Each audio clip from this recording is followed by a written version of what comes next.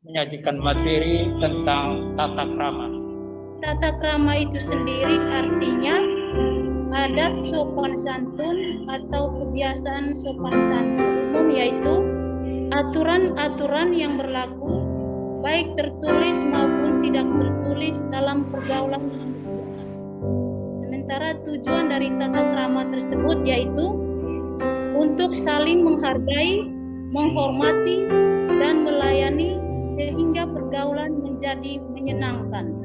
Sopan santun, kedua, memberikan perhatian kepada orang lain, tiga, menjaga perasaan orang lain, empat, menempati waktu dan janji, lima, memiliki rasa toleransi, enam, dapat menguasai diri, tujuh, berusaha untuk memahami orang lain. Manfaat tata krama dalam kehidupan kita sehari-hari adalah membuat seseorang disegani, dihormati, dan disenangi. Kemudian hubungan baik dengan orang lain, memberi keyakinan pada diri sendiri dalam setiap situasi, dapat memelihara suasana yang baik di lingkungan keluarga, sekolah, kantor, dan masyarakat.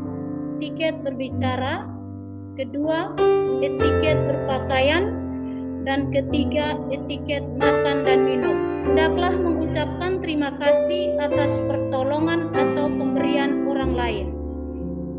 Sewaktu orang tua, guru, atau orang yang lebih tua berbicara, hendaklah mendengarkan dengan penuh hormat. Jangan menyela pembicaraan. Etiket berpakaian.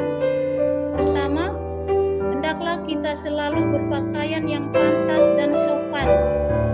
Kedua, kebersihan pakaian harus diperhatikan. Tiga, jangan memakai sandal.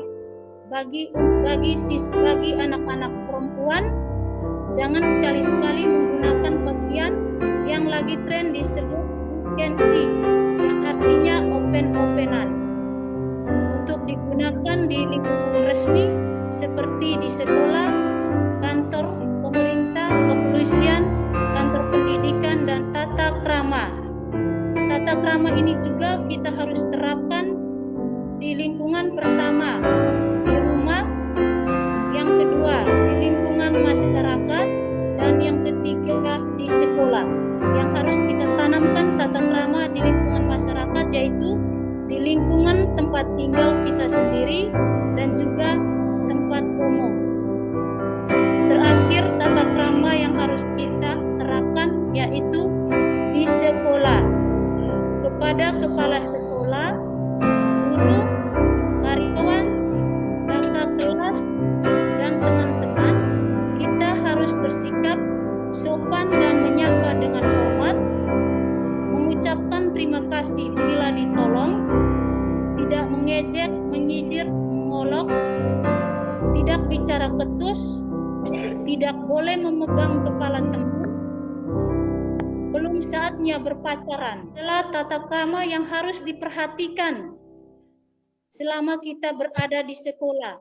Pertama, masuk kelas sebelum guru masuk, hadir di kelas pada waktunya, tidak gaduh saat jam pelajaran berlangsung. 4. Bersikap sopan terhadap guru, selalu mentaati tata tertib baik yang tertulis atau yang tidak tertulis. Sekarang kita masuk ke refleksi sopan santun. Kita refleksi adalah pertama, sopanlah pertama-tama pada diri sendiri. Memahami bahwa diri ini bermanfaat sebagai manusia atau pantas dihormati. Yang kedua, bagian dari sopan santun adalah memahami bahwa diri saya ini bermartabat mulia dan luhur. Sopan santun adalah memahami saya unik, bermartabat, dicintai, dan mampu mencintai.